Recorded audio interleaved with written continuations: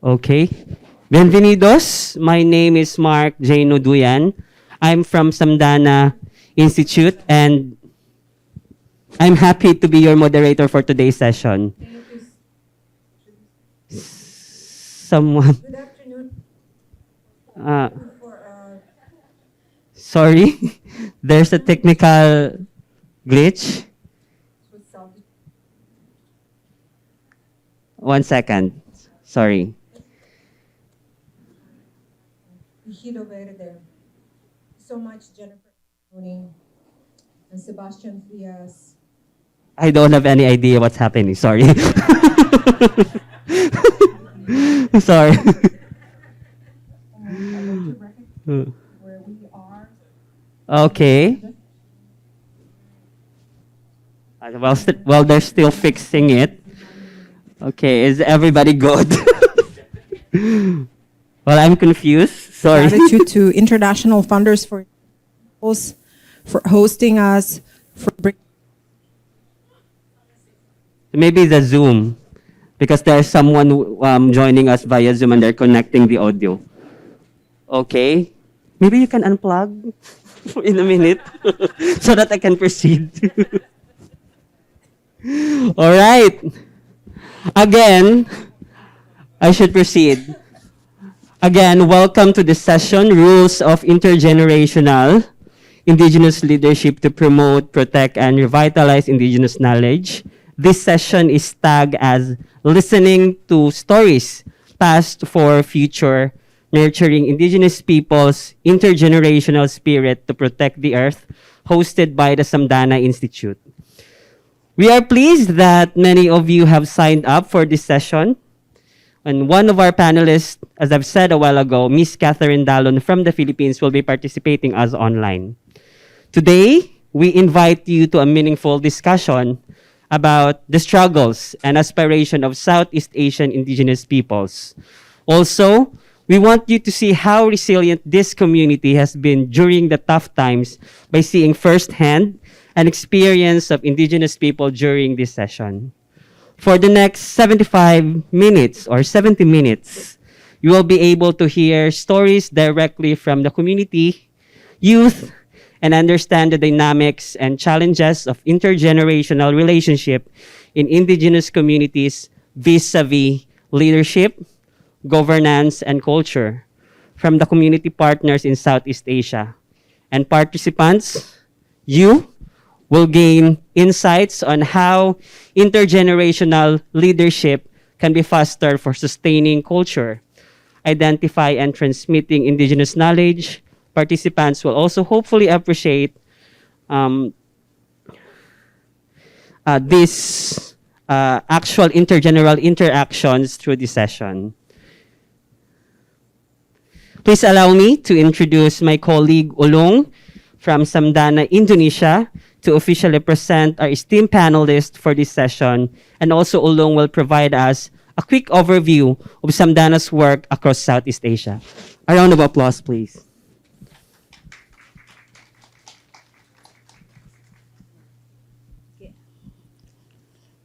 Good afternoon, everyone. Nice to meet you all. Allow me to introduce myself. My name is Nurul Hidayah from Samdhana Institute. You may call me Ulung. That's my nickname. Now, let me introduce about the Samdhana Institute. It is a non-profit organization working in the Southeast Asia region, established in 2003 by a community of fellow conservationists, development practitioners, and human rights activists committed to giving back to the next generation their knowledge, skills, expertise, experience, and extensive local and international networks. It aims to support and facilitate indigenous people, local communities, and civil society organizations toward capacity and capability development, while at the same time contributing to the social and environmental movement in the region.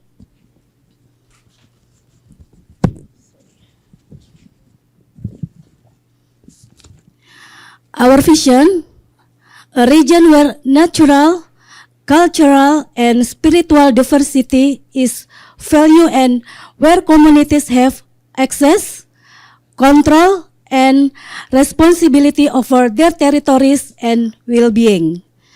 While our mission strives for communities to have clear and secure right to manage territories, resource to the law, leadership and organizing skills, educate access to media and information, funding and technical support for self-determined development and well-being. The Samdhana has 7 thematic areas of works, among others, territorial security, natural resource conflict resolution and management, resource governance, mitigating and adapting to climate change, leadership development and institutional strengthening, gender equality and social inclusion, the last, sustainable livelihood and green economy.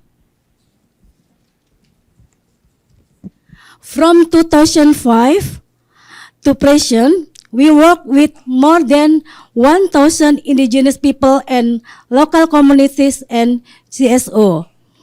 There are 254 partners whom we work with in Southeast Asia during 2019 to 2021. For your deeper information about the Samdhana Institute, please visit our website in www.samdhana.org. Here in the session, we will reflect on our commitment to supporting the youth community as the next generation. The session will be an exchange of experience and knowledge among us with the title, Listening to the Stories Past for the Future, Nurturing Indigenous People, Intergenerational Spirit to the Protect the Earth. The session will be moderated by my colleague, Mark G. The speakers are Ms. A. Naumin, Director Promotion of Indigenous and Nature Together from Myanmar, Ms. Micheline Salata, Chairperson Indigenous Youth of Archipelago of Indonesia, or BPAN, and Ms. Catherine Delon, Save Our School Network from Philippines by online. Without further ado, I pass to Mark to carry out the session. Thank you, gracias, and happy sharing. Please, Mark. Thank you. If you still have a question, we provided some reading materials there. You can grab one, maybe later. And now, as you can see, this is going to be a fascinating panel as we go forward. So, welcome again. This panel will focus on 3 things and will present on the state of intergenerational learning and leadership in the respective countries. So, and what are the efforts to address it? And this particular from organizations, communities they represent. So, at this stage, I will introduce one of our panelists. She is an indigenous woman from Myanmar, working in the capacity of Director of Promotion of Indigenous and Nature Together, or POINT, based in Yangon, Myanmar, since 2013. POINT is an organization led by indigenous peoples working with or for indigenous peoples in Myanmar. She is also an executive council member of Asia Indigenous Peoples Pact and currently elected to be part of Asia representative as a member of United Nations Permanent Forum on Indigenous Issues.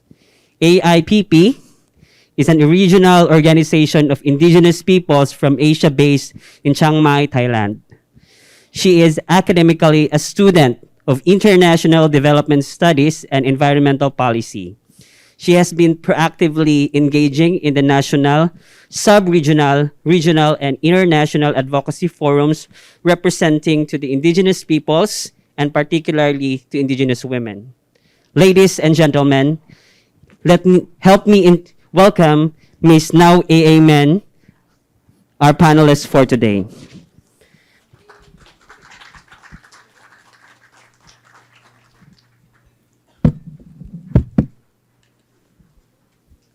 Okay, thank you very much. First of all, I would like to thanks to Samdhana as well and the whole conference organizer for me to be able to present here. And I would like to talk about this intergenerational leadership, no? Based on my experience as well. And next slide, please. Yeah, I just want to show. Intergenerational learning and leadership is a very important topic for us now. And I want to say, why do we need, no? Because for me, I would like to say up to now, no? I started as an intern for Asia Indigenous People PAC when I was a youth since 2006 by that time.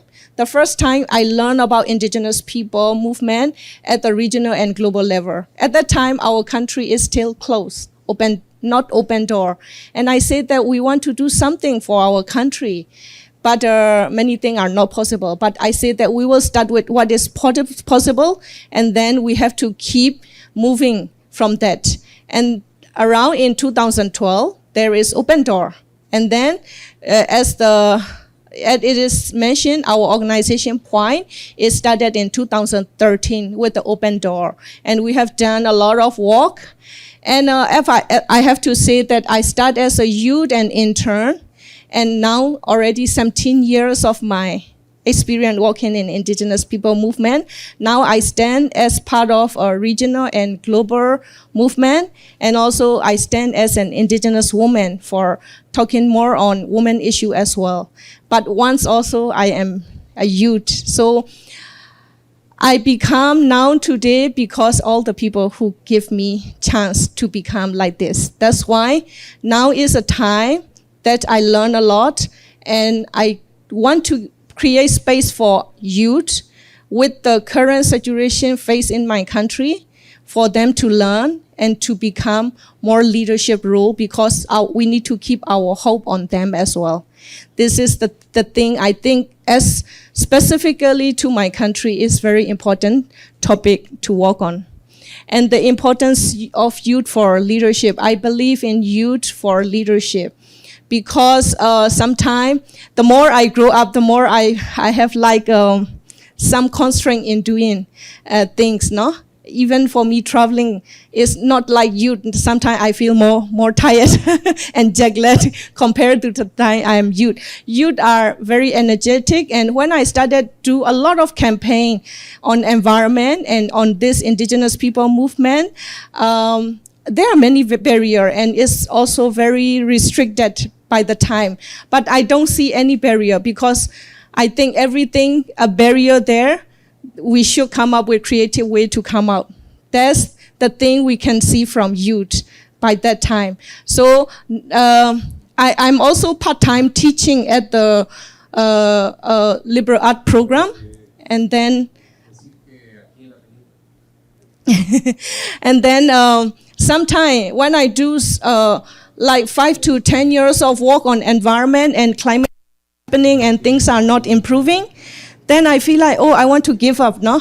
But when I teach, I share my experience to the student and the youth, and then they give me energy back again that, oh, we are going the right direction. This is the way I feel like myself, like when I prepare this presentation, I think about my youth and how I grew up until now, and how much is important to create a space for this topic, no? And another thing is trauma healing. This morning also the chairperson of Permanent Forum is asked question about trauma healing about indigenous people. It's also reflect to me. I said that people in my country, we also have a lot of trauma, especially indigenous people with a long, more than 60 years of civil war and fighting. Everything I myself come across like 2 times now in my generation and in my time. We have a lot of trauma, but we still need to create hope, and we still need to have resilience and overcome all of those things. So when we say about intergenerational learning and leadership, there are times that we have to learn the painful part of our history. But also there are things that we can learn about the importance and the things that we can overcome together as an indigenous leadership elder who come across the different generation. Learning from them is an important part so that we come up with better hope for becoming a good leadership. That's why if we have this intergenerational learning and leadership, we are partly doing for trauma healing as well. That's in my belief. Thank you. The next slide, please. And what we can do and what can we do is the same. It's because we are currently doing all of these, and I want to say that for intergenerational learning and leadership, we can do those things for all indigenous youth to become leadership as well.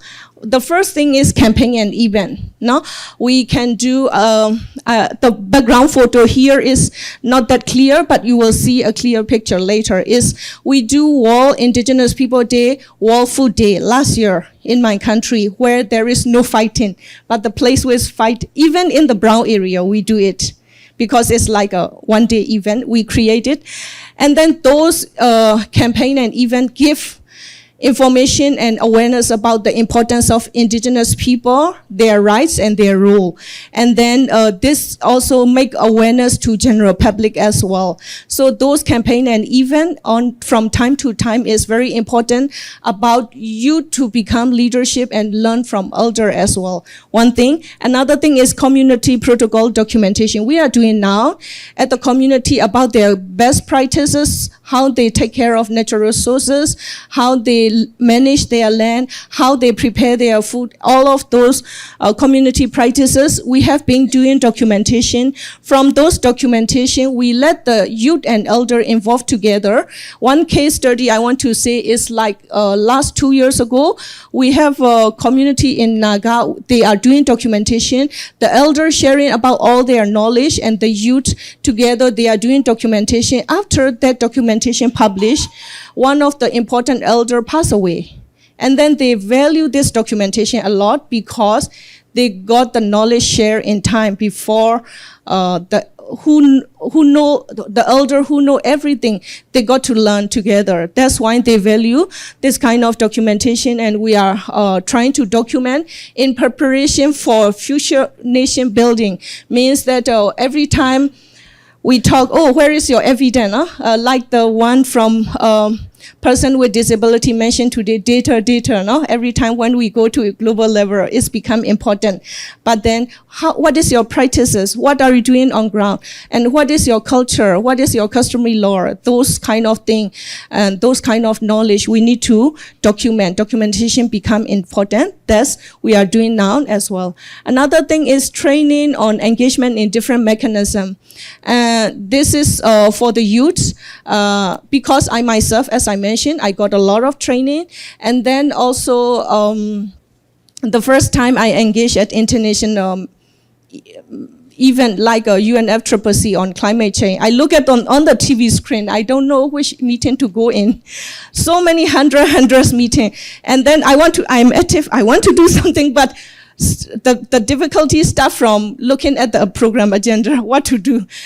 Although we know a lot about what we do at the country, what we do with the community, what is about ourselves, but those kind of understanding on different mechanism and engagement, or those kind of thing, we need to do training and build up leadership for the youth. Another thing is exchange visit, because we can learn from each other as well. This make me, like first time I learned about the community in Sabah, Malaysia.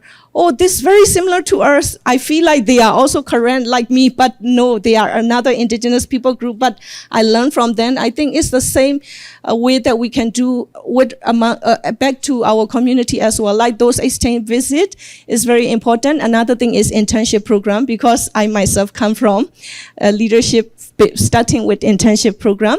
Now with our country, many youth, they got lost because of education has barrier, many things happening to the country. We open a space for internship program so that they can create on their own space for future. Another thing is reach out to wider public awareness is similar that when we know about ourselves very well, we need alliance, people who speak for us. Indigenous people stand up and talk about we need our right. But if other alliances are saying that, yes, we also want them to get their right, then we are stronger. That's the way we are working together with other. For us, like for indigenous people, we are strong in environmental protection.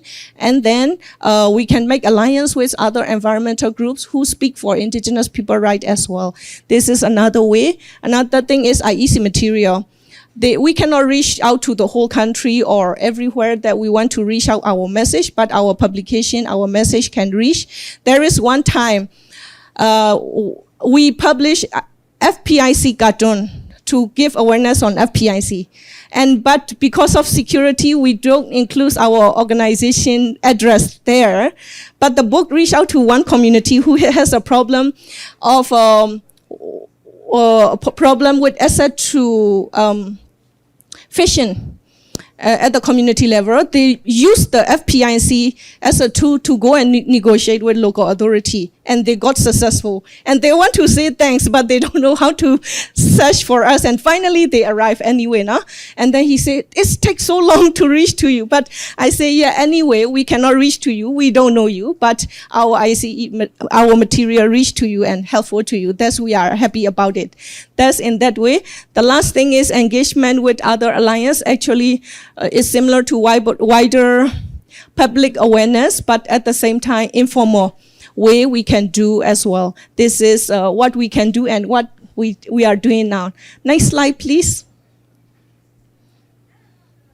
Next. Oh, sorry. I forget that one total. Sir? How? Okay. This one, when we are doing all of these things, why is important? First is when we do those intergenerational learning and leadership, it means that for indigenous people, we have to value our knowledge and our skill. If we value ourselves, other people will value our roles and our rights for rights as well. And another thing is many times indigenous people movement are happening at the global. Sometimes people on the ground, we never know that this kind of thing happening. Like me, the first time I hear, really? All this happening? I never heard something like that. So by continue doing those movements, we can have a linkage of global to local. And then what we are doing at the global can reach back to the global. They need to have a linkage. That's important thing. Another thing is, while we are doing all of these activity, we pay attention to the participation of youth, women, person with disability, elder leader, religious circle, culture, and literature group, all those different sectors together for a networking and strengthening among each other as well. I show the photo as well, but actually I haven't explained. These are the World Food Day program. At the community level of Karen, Keba community from our country, they are doing their traditional food, not from elder teaching to the younger generation on how to make a traditional food and things like that. It's like a special ceremony, learning and exchange among themselves. So these are everything we are doing now. And last but not least, this is also from Chin community. But this community, one specific thing about them is they are IDP. From Chin State, from the fighting, they reach out to Galay Township and they are gathering in one place. But we help support them to celebrate World Food Day, and they are at the IDP camp area. They come up with those learning about their food, and although they become displaced, they keep learning their valuable tradition and the food and things along with this. So these are the things we are doing now, and thank you. If you have any more questions in the future, I can answer. Thank you.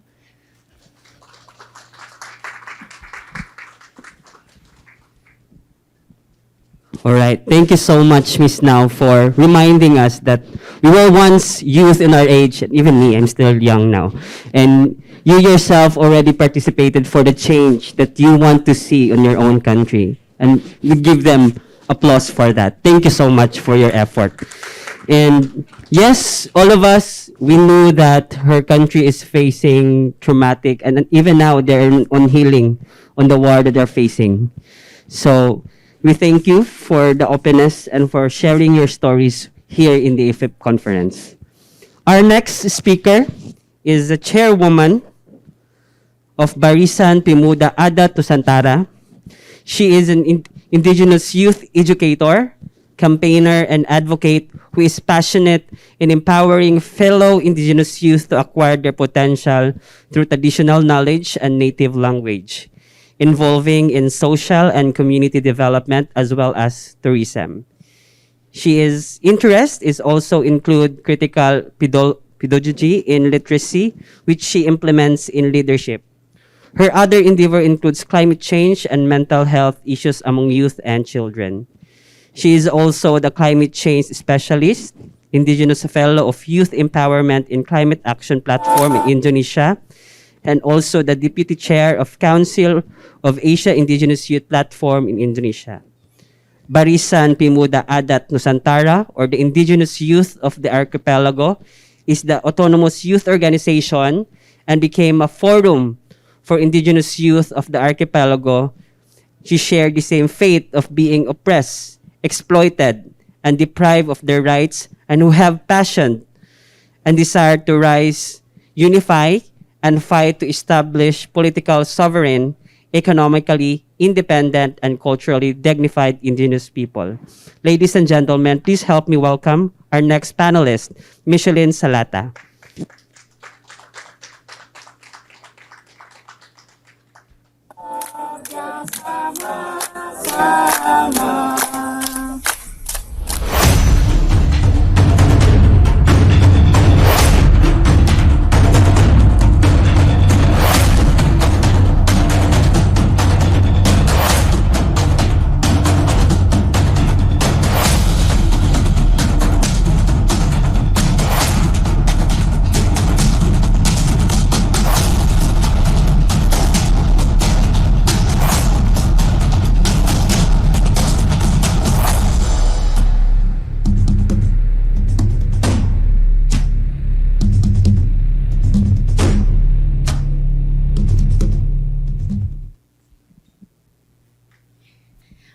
Thank you so much.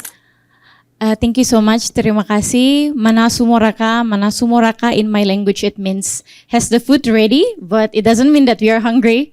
It's because we really appreciate food or the source of our life in our community. And as you may have heard, I am a chairwoman of a national youth organization. Before me, we have 4 all males chairmen, and I am the first chairwoman of this organization. And thank you very much for that.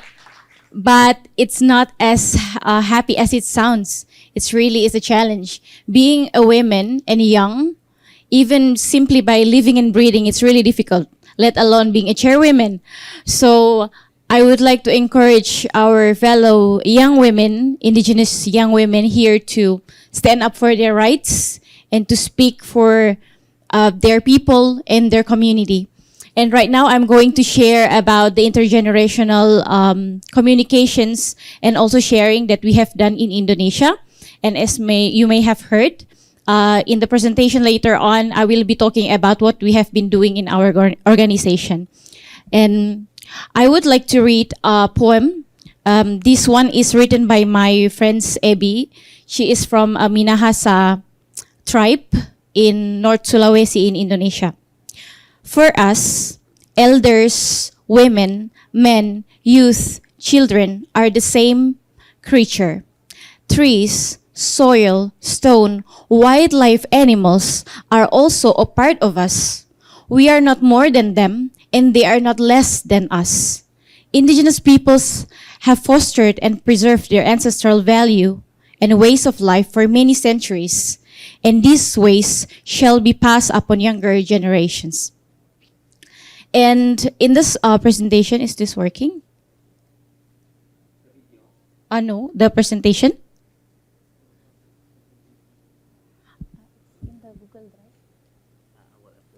Yeah, okay. All right, it's okay. So, in our organization, we are having this movement called Homecoming Movement. It's called Gerakan Pulang Kampung. In the modern era, Gerakan Pulang Kampung means if you are going somewhere to study or to work, then you go back to your community. It means pulang kampung. Pulang means go, kampung is home, so go home. But for us as an indigenous youth, pulang kampung means to have the mindset to think about your community. It is not being physically there, but if you're thinking about your community, it means that you have the spirit of homecoming movement. We might have heard about a Spider-Man homecoming, but we also have homecoming movement in our movement as an indigenous youth. Many opportunities where we have been given a lot of work in our community. For example, like documentations, advocacies, or even being a part of technical things. As a youth, sometimes I heard the elders said that, oh, we really need the youth because they are very energetic, or because we need their muscles. But what about our brains? What about our place in the decision making? Have we been given that kind of change? That is why in the homecoming movement, we want to introduce a lot of things, including the one that my friend will show you. We have now 90 indigenous schools initiated by indigenous youth only in Indonesia, and it was started by zero money. We didn't look for profit. We didn't want to compete with formal school, but we want to revive our native language. We want to revive our culture, because most of the culture in Indonesia, it is not being written. It is only verbally inherited from elder generations to the younger generations. And that is why some of our youth now have identity crisis. They decided to go to the city, they decided to leave their country because they don't have anything to be proud of anymore. And do we have the presentation ready now?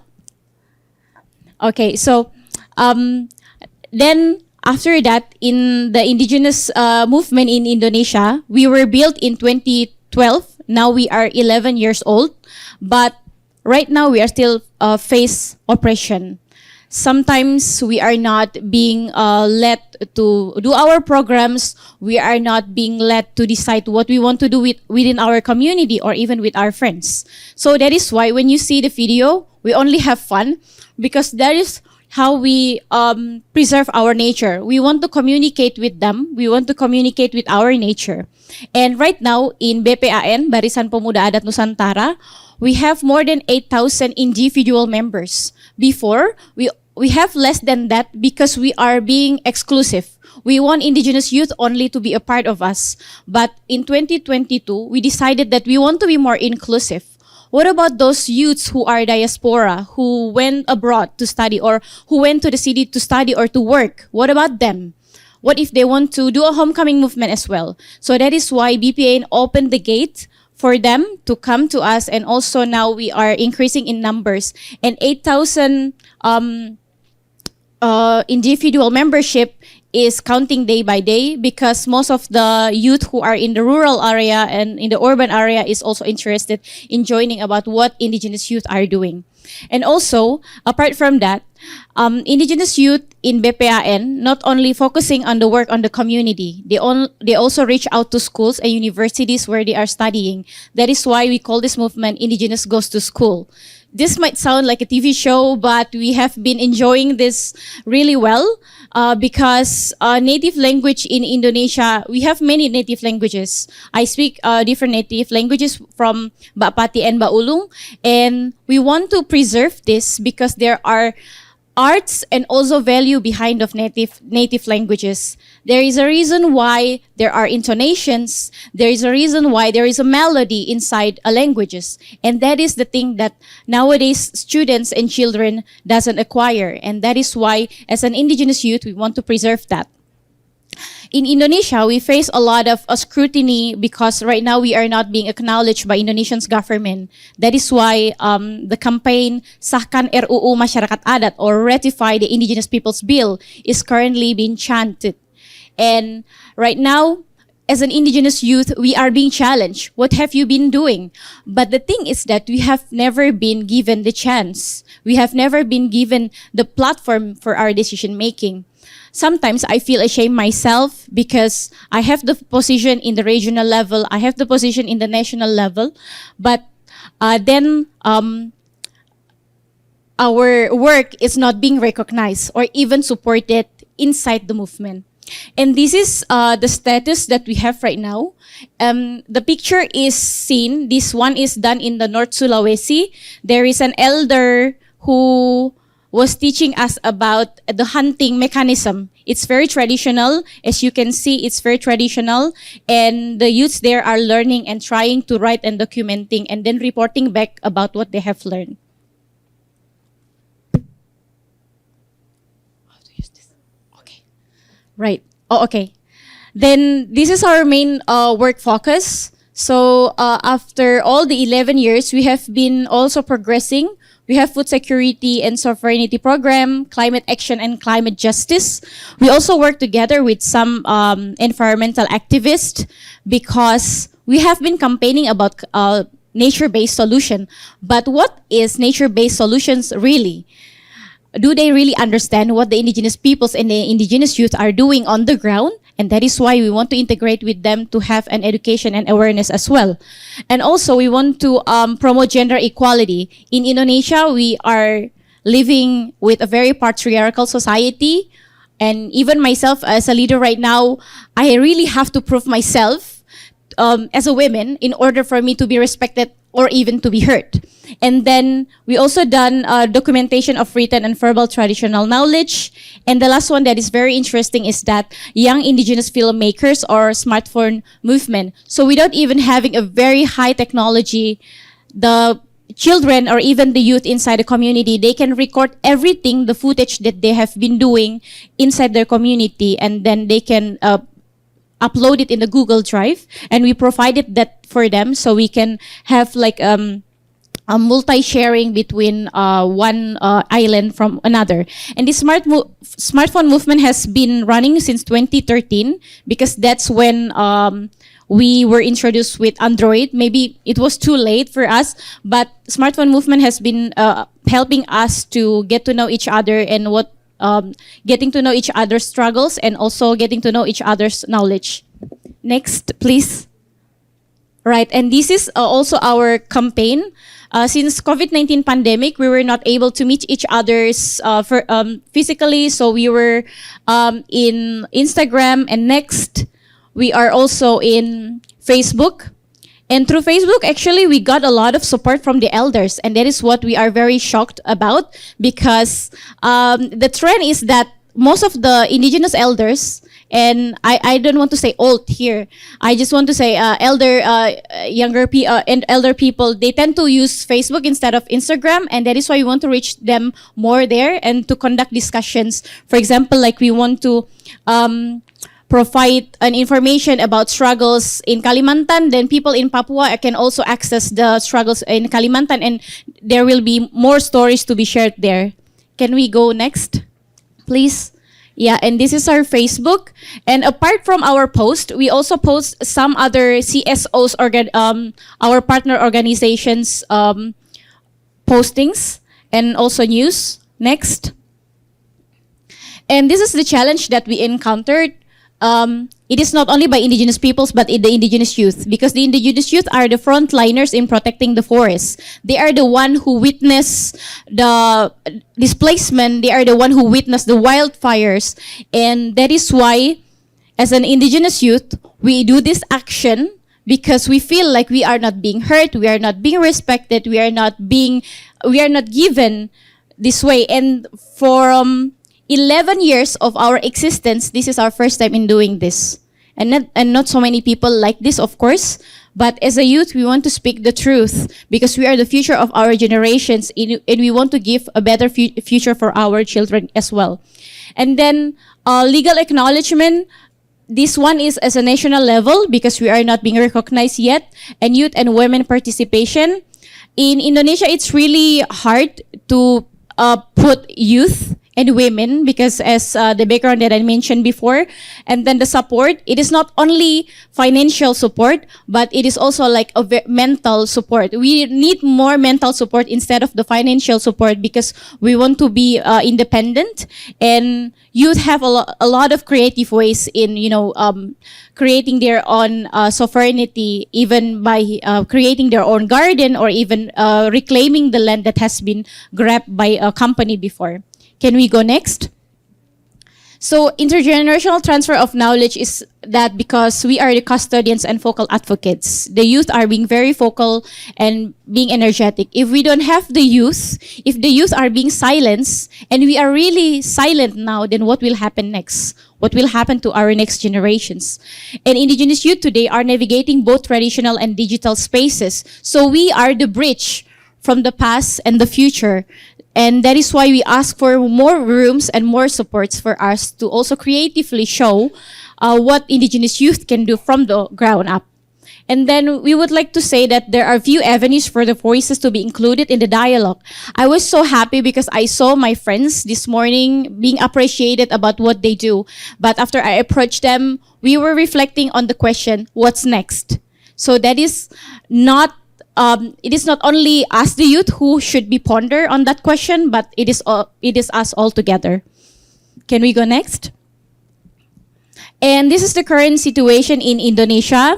This sounds really devastating and frustrating. And most of these are the place where women and the youth are living. I don't say that there are no men. This is men's land, but youth and women are mostly the one who are affected by these wildfires and deforestation in Indonesia. And I'm telling you, we are running out of fresh forest now in Kalimantan. And now the company is trying to chase Papua. And we don't want to lose Papua. We have lost Kalimantan and Sumatra, and we don't want to lose Papua right now. Can we go next? And this is this is the paradox of the picture in Kalimantan. And apart from that, there are a lot of multiple complex problems inside the indigenous youth, the indigenous people's movement, and also the government. Next. But above all, our spirits never turned off. This is our indigenous youth. They prove that they want to move from the community. They don't want to flee their land and then live in the city. Because of course, if we are forced to move to the city, we are not able to survive. We are not going to be able to adapt. And that is why we want to survive on our community no matter what happened.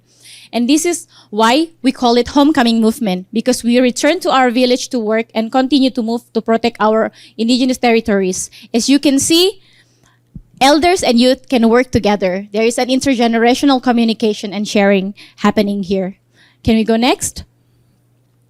And this is one of the story that we got from Lombok, one of the most patriarchal society and tribe in East Nusa Tenggara. But this woman, she is 40 years old, and she has been doing some artisan in her village, and there are more than 4,000 people influenced positively by what she has been doing, and she is a woman in her community. Next. And this is one of the traditional knowledge from Java. Pardon me, Mba Pati and Mba Ulong, if I may pronounce this wrongly, Pranatomongso.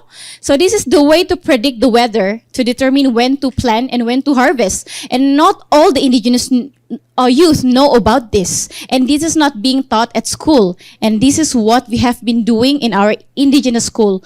Next month in March, we will be opening 3 indigenous school in Maluku, in the eastern part of Indonesia, in Kalimantan, in Sintang, and also in Sumatra, in the northern part. And it is also supported, and we are partnering together with Samdhana. Can we go next? And this is one of the, not one, this is a lot. This is like, we have discussions and rituals. So apart from that, in our community, it is always being believed that rituals can only be done by elders. But it's wrong. Rituals can also be done by the youth or even children if they can understand and if they can connect with their ancestors and with their nature. And that is why we have been doing this, discussions, and also rituals.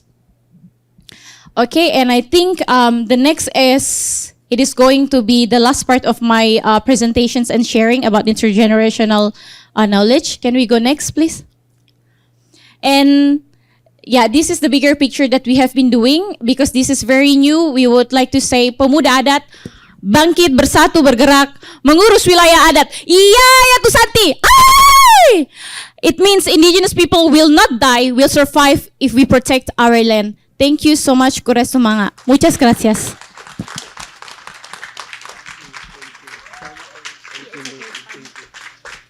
Thank you so much, Micheline. Now we see how women and young generation assert their rights and bridging the gaps from the elders, using the digital space to address those gaps.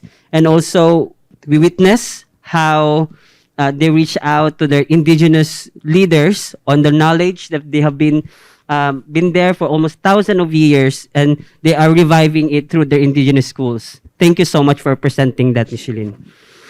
Our next presenter, she is online right now. She's listening via Zoom. She is from the Philippines, and she is currently the student of Associate in Arts in Creative Writing in Filipino at College of Arts and Letters in the University of the Philippines, Diliman. She is a Propcom head of Save Our School Network, a network of rights, advocates, organization, and various stakeholders working together to bring light and take action on the ongoing violation of children's right to education, particularly those in the context of militarization and attacks on school. Our next presenter is also the Vice Chairman of Sabukahan IP Women, or Unity of Lumad Women, a grassroots organization composed of indigenous women in the Philippines, advancing their rights in defense of ancestral lands. Sabukahan works for the emancipation of indigenous women in Mindanao. It also empowers indigenous women through education, organizing, mobilization, capacity building, and community development work addressing economic and social injustice. Ladies and gentlemen, help me welcome Ms. Catherine Dallon.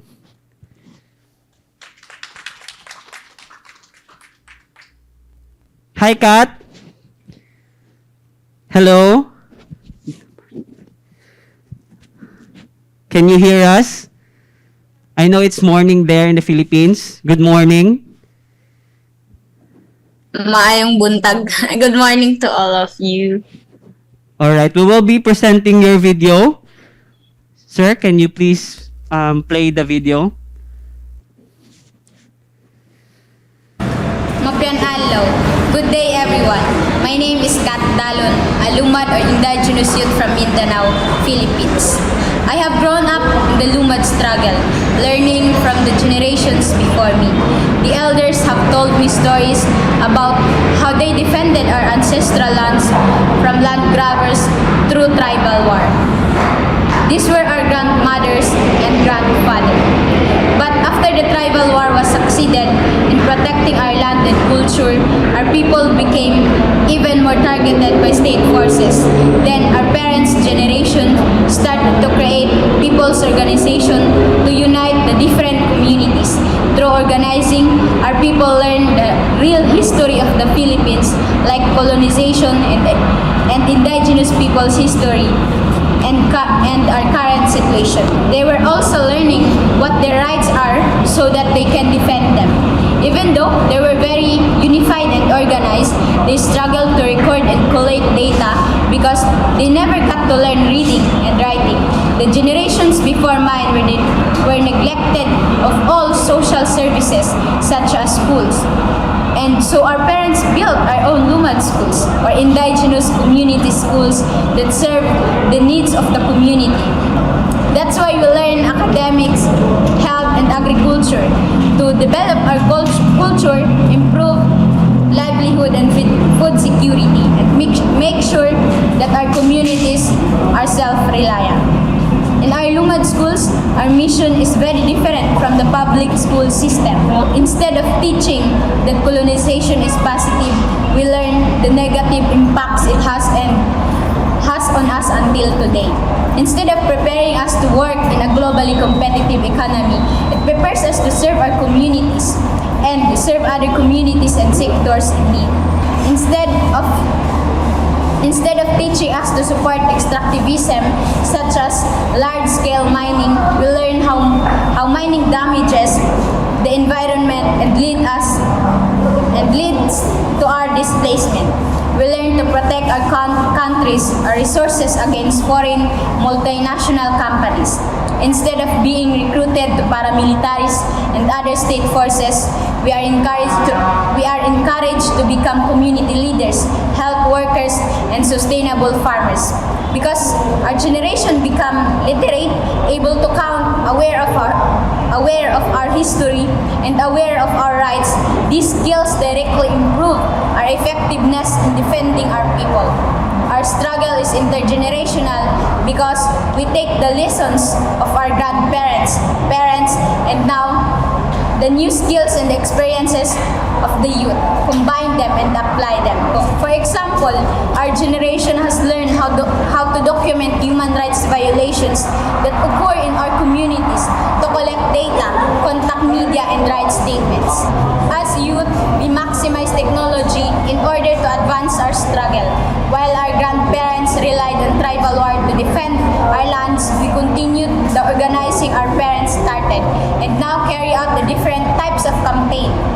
In order to reach the more audience across the Philippines and even internationally, in our grandparents and parents' time, they would evacuate down the mountains and into the nearest city in order to escape military attacks and to make their plight visible to the public.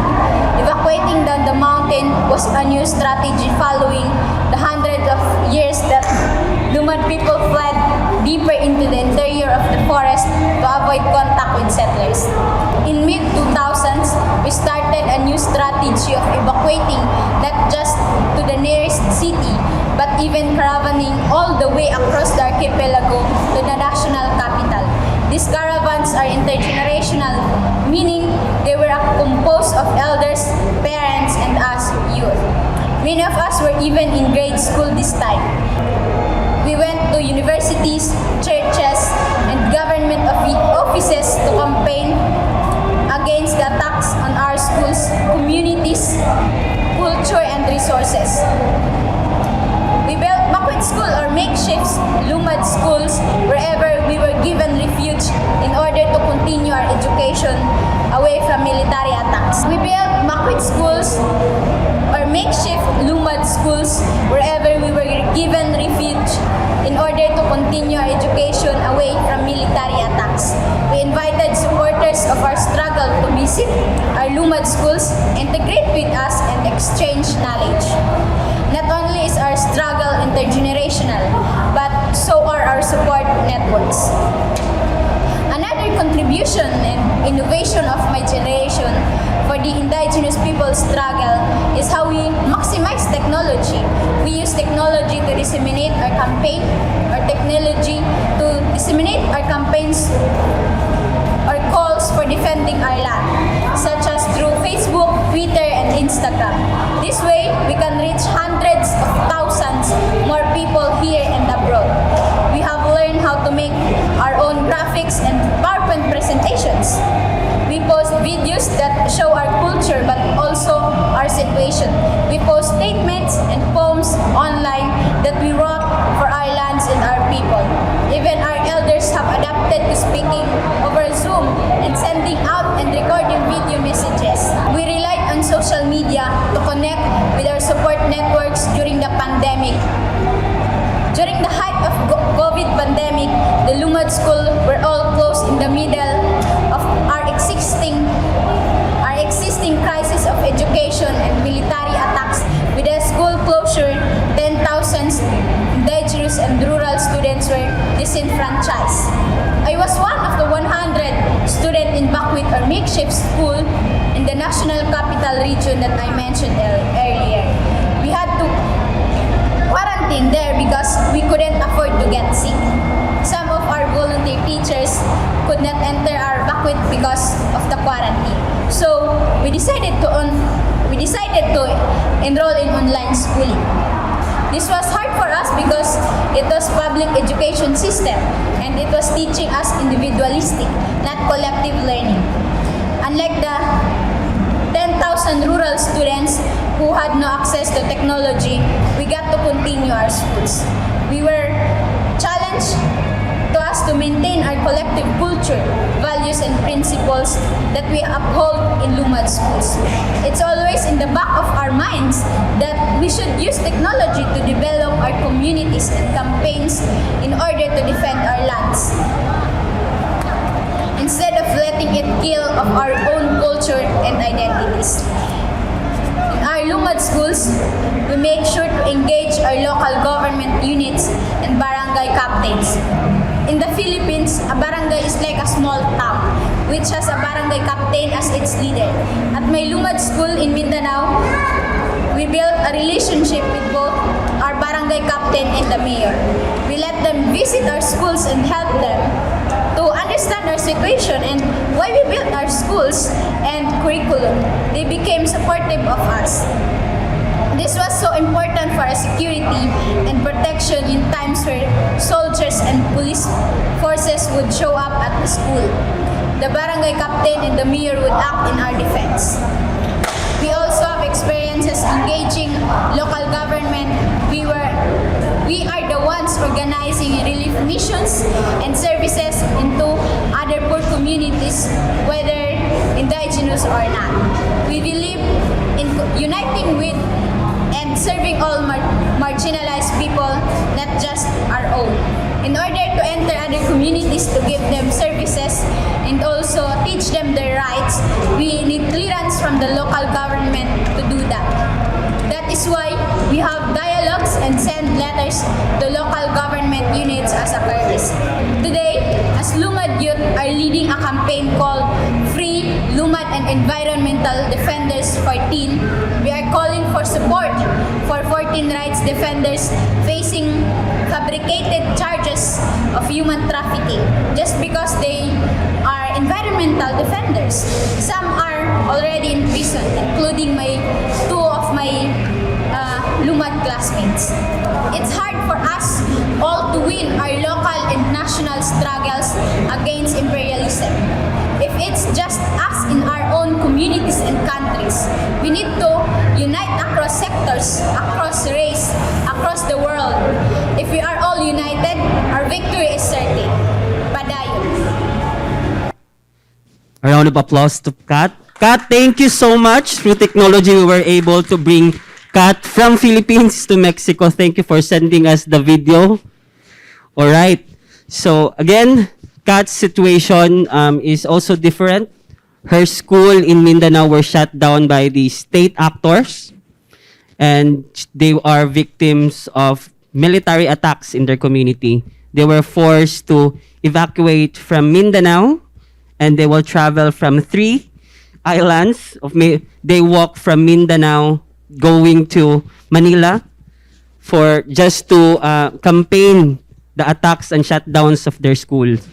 So Kat's situation in the Philippines, she is seeking refuge, and also as the challenge also to learn from the normal school, as she said, that the normal school, as she said, is is so individualistic compared to their Lumad school that they learn from the community collectively. So the challenge there is how to assert and how to maintain the situation from their community to those makeshift schools that were established by their elders. And that's a bit of challenging because they are evacuating from their community. They left their community, by the way. They were no longer in their community. They seek refuge to the national capital just to secure their security, their young ones, their elders, and also the women and youth. So and they also securing the right of education in the Philippines. So this issue is close to my heart because I'm also from Mindanao. We are also experiencing these military attacks for those Lumad schools that we are supporting. All right, so that's quite heavy. Our energy is quite low. So at this moment, we are inviting our participants to raise their questions to our panelists. And before that, let's clap our hands. A round of applause to our panelists, Miss Michelin and Kat. So we are inviting everyone to raise your questions. We only have, I guess, 8 minutes. So I think we can manage this to raise the question and answer by a panelist. Anyone? Yes, ma'am. I don't have a question, but I just want to thank you for sharing your stories. And I just want to say to this young woman who just spoke to us that they're in the same place that we were in 50 years ago.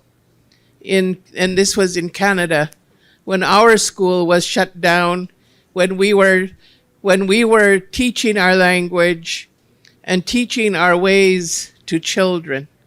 And so, and we continued, we were able to continue, and we learned from that experience. And so even though it's hard, it's good that you can share it. You share your strength and the beauty of what you're trying to do. It's important to tell these stories to everyone in the world. So thank you. Thank you to each of you for sharing what you did. Thank you, ma'am. I'd also like to add my comment to the conversation. Intergenerational learnings is very important when we talk about indigeneity, because they are the ones that will hold the knowledge, the skills. And I think this is something that I have learned from. Although my country is, it's wholly indigenous, but our youths, the youth generations have lost their identity. And I think this is something we really need to take into consideration. The intergenerational learnings and the leadership is very important. So I'd like to commend Samdhana for presenting this. Thank you. Thank you, ma'am. Who else want to raise a question or comments or feedback for this? Yes, sir.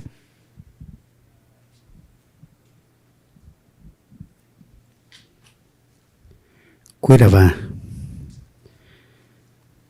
Muy buenas tardes. Mi nombre es Martín Chávez, mejor conocido como Martín Macawi.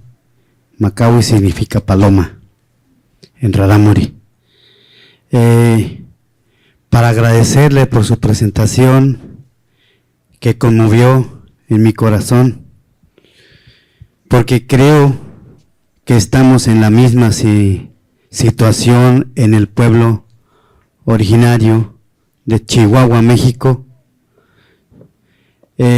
Nosotros, bueno, yo como promotor cultural de educación Rarámuri, estamos enfocados en ese mismo camino, una enseñanza muy profunda, porque para los pueblos originarios o los pueblos indígenas a nivel mundial, siempre va a hablar que la educación no es simplemente el leer y escribir, el conocer las palabras, el hablar el otro idioma, sino que la educación es profundo, una conexión espiritual con la tierra, con el agua, con el viento,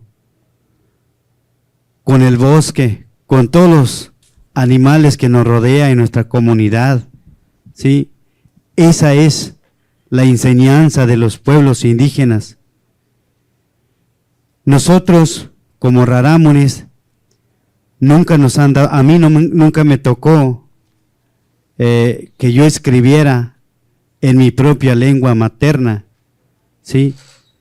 Nunca me tocó en la escuela, sino que yo mismo, cuando empecé a trabajar en la escuela como promotor cultural de educación rarámuri, enseñando a escribir en rarámuri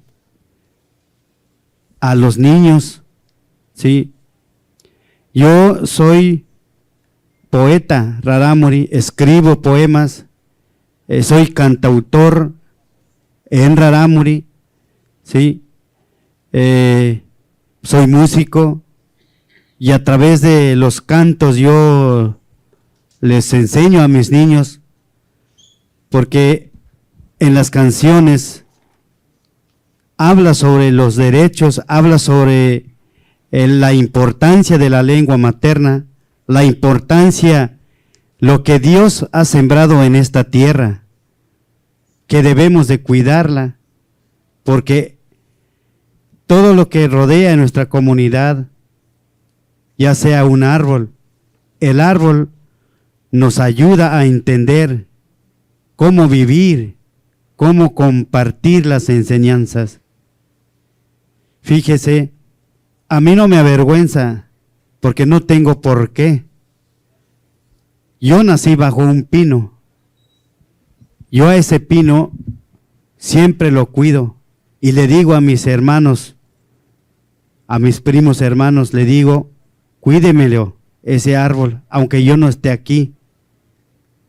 Cada vez que vengo, lo voy a visitar y lo he visitado a este gran árbol. ¿Quién fue que me recibió al principio, antes de que mi mamá me tocara? ¿Sí? El pino fue quien me recibió desde su espíritu, al igual la tierra, ¿sí? Yo por eso no me avergüenzo, esto lo digo en cualquier parte del mundo donde yo he ido, ¿sí? Donde yo he cantado, donde yo he recitado poemas. Ahí yo esto lo digo, porque es una enseñanza para mí. Ese es el espíritu que yo traigo en mi corazón. Por eso no tengo por qué decir, es que yo no nací en un hospital. Me da pena decirlo. No, al contrario. Yo les digo a mis compañeros, quienes han nacido en el hospital, es que tú no naciste desde la raíz. Tú naciste bajo un techo, ¿sí? Donde no está el espíritu que te pudiera ayudar a ser mejor rarámuri en esta comunidad. Entonces, las enseñanzas que nosotros llevamos a cabo en las comunidades, hasta ahorita somos 9 promotores culturales que estamos trabajando muy apegado a la identidad del pueblo rarámuri, porque eso es lo que falta en las escuelas. En las escuelas no nos enseñan con la identidad, ¿sí? Nos enseñan el otro idioma, como si fuese a ser el primer idioma de nuestro pueblo. Y a mucho orgullo lo digo, porque creo que el camino es lo que yo he aprendido y es lo que yo estoy enseñando a los niños, sean mis nietos, sean mis hijos, sean sobrinos, sean primos sobrinos, ¿sí? Y por eso me conmovió tanto esta presentación que ustedes están haciendo y lo agradezco mucho, y que Dios los bendiga desde su corazón para que sigamos en este mismo camino a la enseñanza de los pueblos rarámuris o de los pueblos indígenas del mundo. Gracias. All right. So we have last one, then we have closing statements from our panelists. Will that be okay? Just a little bit, just a few more minutes. Okay. Thank you so much, our teacher from our region. We are so proud of you. I am Machapon In. I work in the Thai-Myanmar border with the people who are being left behind, and many of them are still being stateless, which actually about 50%. And I am really touching with the issues that happening in Mindanao, because where we are working is still impacted by the war for 70 years. And 3 generations already lost their livelihood. And also they're practicing even the clothes that we are wearing. This is actually transformed from generation to generation. But because of the war, the women are really hard to survive, and they're not practicing it anymore. We are asking the women what is the part of the culture that still with them. Only one of them saying that I can weaving, and we start this kind of initiative to support young women to do their own weaving. And that's how the younger generations are learning about it, and they're proud of their mom, and they are starting to reconnect with their root. But this is also happened in Mindanao, where a lot of young people need to study in their village. But now it's impossible because of the armed conflict, because of the military, because of the controlling about it. That's why it's very touching, and we are solidarity with our friends from Mindanao.